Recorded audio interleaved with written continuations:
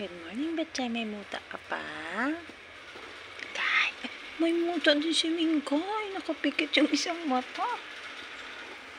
Good morning, Puchila. Puchila. Puchila, wake up. Ah! Naimik, Puchila. Kay. Kay.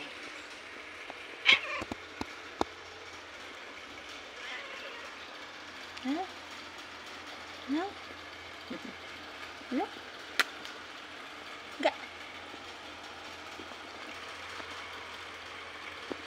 Mingay.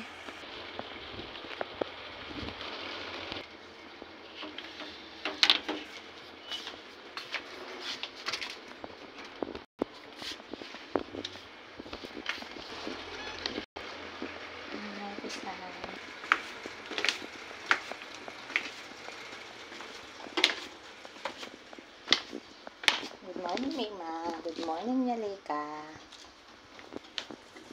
Hi, Betchay.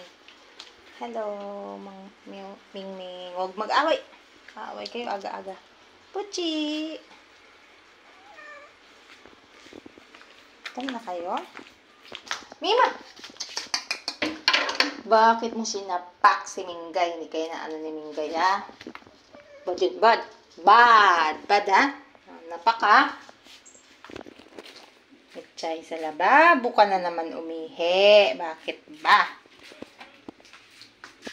O sige, naihi na. Nahiya ka pa eh. Nakapwesto ka na eh.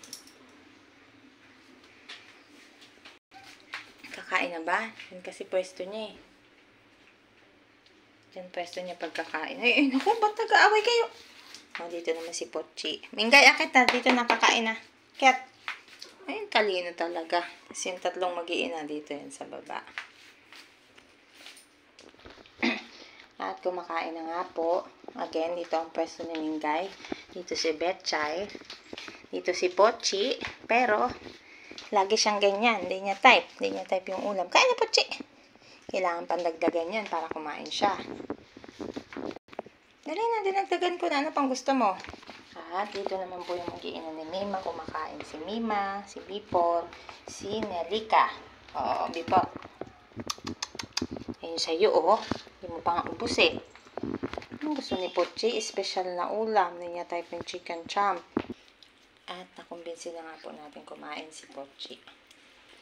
Ayan, tapos natin kumain itong pamilya ni Mima. Oh. Madaling ispilingin itong pamilya ni Mima. Itong pamilya ni Mingay, medyo ano to. Pag hindi type yung ulam, talaga kumakain. Isa sa kanila. Ayan, nag-umpisa na siyang kumain.